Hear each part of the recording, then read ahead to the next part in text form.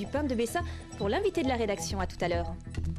Merci Marie-Sophie. Nous reviendrons bien évidemment sur la grande fête du week-end avec notre invité du jour, Olivier Sadran, président du TFC. Bonsoir. Bonsoir. On va le voir en image très rapidement. Ça a été la grande fête. Le TFC termine 3e du championnat, qualifié pour le tour préliminaire de la Ligue des Champions. Elle s'est arrêtée à quand, votre fête, à vous? Elle s'est arrêtée dimanche en milieu d'après-midi. C'était un grand moment de joie interne, personnel? Pas personnel, justement, c'est un grand moment de joie collectif et c'est un moment de joie parce que le sport, c'est, quand ça veut bien sourire, des moments de béatitude et de joie et qu'il faut respecter ce genre de choses.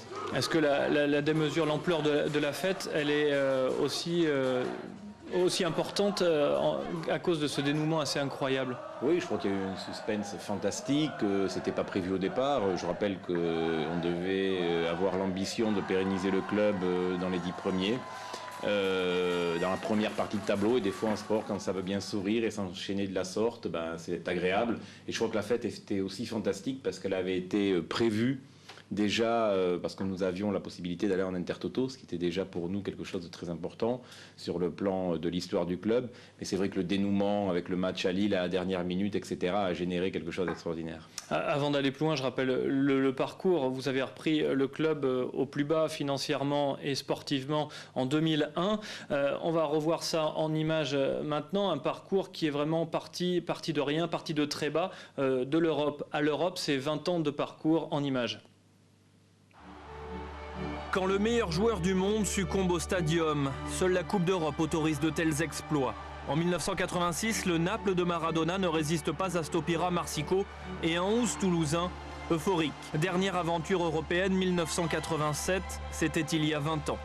Entre-temps, le TFC aura traversé son désert, double relégation sportive et financière. En juillet 2001, Olivier Sadran sauve le club et lui permet de conserver son statut pro.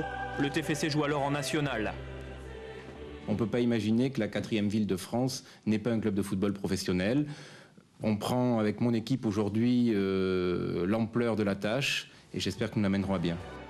Le purgatoire durera 2 ans dans le temple des rugbyman. Le TFC joue alors au 7 deniers avant de retrouver la Ligue 1 en 2003. De montée en 2 ans, Éric Momberts, le formateur, devient le gourou d'une génération. Emana, Obé, Dao, Ebondo ou Taider, ils ne sont plus que 5 aujourd'hui. 6 années où le TFC devient une entreprise, grandit sereinement mais ne brille qu'occasionnellement en Ligue 1. Jamais mieux que la 15e place depuis 3 ans. La fête de samedi est donc à la hauteur de l'exploit. Avec Elie Baup, le TFC vient de franchir une nouvelle étape cette saison. Reste à durer, un problème à Toulouse, car l'Europe fait rêver mais aussi souvent parfois tourner la tête.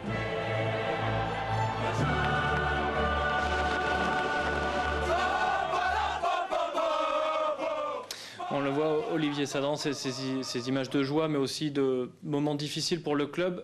Est-ce que la raison, vous êtes un président raisonnable, est-ce que c'est la raison qui vous anime pour le chantier qui commence aujourd'hui? Mais d'abord, que d'histoire, que d'émotion, je crois que c'est important. Ce qui est le leitmotiv de notre travail au quotidien, c'est d'arriver à pérenniser et continuer. Donc je crois qu'il n'y a pas de notion qui consiste à dire on est raisonnable ou on n'est pas raisonnable.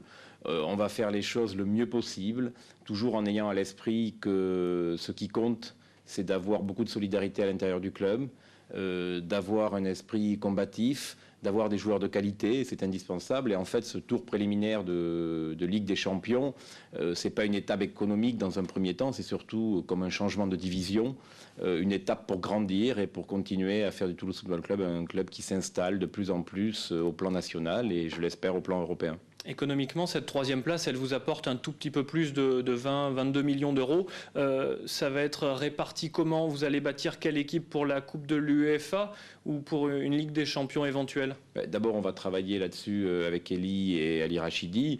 Ensuite, ce qui arrive aujourd'hui, c'est d'avoir un montant supplémentaire lié à notre classement.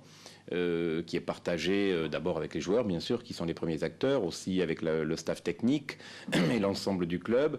Et puis après, le supplément, ce qu'il reste, de l'ordre d'1,5 million à 2 millions d'euros, va servir dans l'enveloppe du recrutement. et va servir à consolider pour l'avenir. Quant au premier tour de la Ligue des Champions, malheureusement, il n'est pas générateur au premier jet de revenus, mais c'est la Ligue des Champions elle-même qui peut générer d'importants revenus et qui nous permettra sans doute de consolider encore un petit peu plus le club. On va parler du recrutement. Juste avant, on va écouter Dominique Arribagé, votre capitaine, qui suggère déjà quelques noms. Dominique Arribagé qui était au micro de Christophe Jouvente samedi soir. On a recruté Shevchenko, Drogba, Maldini et Costa Curta. Et puis voilà, je crois qu'on fera une belle saison. Ça c'est la démesure. Est-ce que quel nom pour vous? Attendez, Dominique est un garçon très intelligent. Vous n'avez pas pu ne pas voir la moue et le côté un peu humour dans ses propos. Non, tout simplement, je crois que on a besoin de recruter 4 joueurs de qualité, des joueurs capables de nous apporter ce qui nous manque, sans oublier ceux qui ont fait cette saison et qui ne sont pas arrivés là par hasard, et pour lesquels il faut aussi consolider leur présence au TFC, ce qui n'est jamais gagné. Donc tout ça est une espèce de savant dosage entre les joueurs de qualité qui doivent nous rejoindre dans une quantité, je vous dis, de 3-4 et conserver nos meilleurs éléments pour pouvoir avoir une bonne alchimie. Vous savez, il y a plusieurs choses. Ça peut nous permettre de grandir et ça va nous permettre de grandir, et j'espère correctement. Et puis il y a aussi des exemples pour qui la Ligue des Champions, ça a été le début de la fin. Je pense à Nantes 2001. Je pense à la Real Sociedad aujourd'hui qui se débat au fin fond de son championnat avec plusieurs dizaines de millions d'euros de dettes et qui pourtant a fait vibrer il n'y a pas si longtemps, il y a 4 ou 5 ans, toute l'Espagne pour sa Ligue des Champions.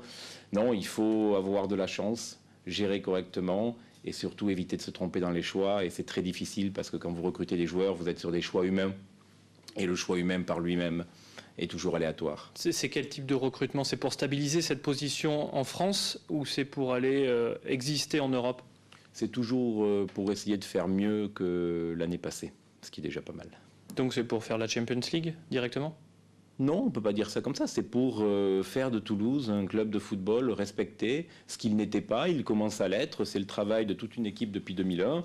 Vous l'avez dit, c'est le travail d'Elie qui nous a beaucoup apporté sur le plan de la compétition et de son expérience. C'est aussi le travail d'Éric Momberts au préalable. C'est le travail d'Hugues Henry, de Jean-François Soucas, d'Ali Rachidi, de tous les gens qui sont au club et que je ne peux pas nommer et qui depuis 5 ans, dans une grande fidélité, parce que pas beaucoup de monde a bougé, ont continué à œuvrer au quotidien pour arriver à ça. Et ce n'est pas un aboutissement, c'est simplement une route que l'on trace sur laquelle on est tout à fait conscient qu'il y aura des moments plus difficiles, il y aura des moments de moins bien, et puis j'espère qu'il y aura des moments de mieux aussi. Dernier point sur la polémique qui enfle un petit peu du côté de Rennes et Bordeaux, qui envisage peut-être un recours judiciaire. Est-ce que ça, c'est quelque chose que vous regardez, ou le classement est acquis? Écoutez, c'est de la politique politicienne. Nous ne sommes pas concernés par cette affaire. On a bénéficié de plein droit d'un règlement. Il est ce qu'il est. Il y a d'autres moments de la saison où malheureusement on a sans doute été un petit peu lésés, et il ne faut pas enlever ce qu'ont fait les joueurs, il ne faut pas focaliser sur ça. Parfait, merci beaucoup Olivier Sadran, merci d'avoir été notre invité. On suivra votre évolution pas à pas et la construction de ce club vers l'Europe. Les échéances, c'est à partir de juillet et la reprise du championnat dès le 29 juin. Voilà, je vous laisse avec les éditions locales.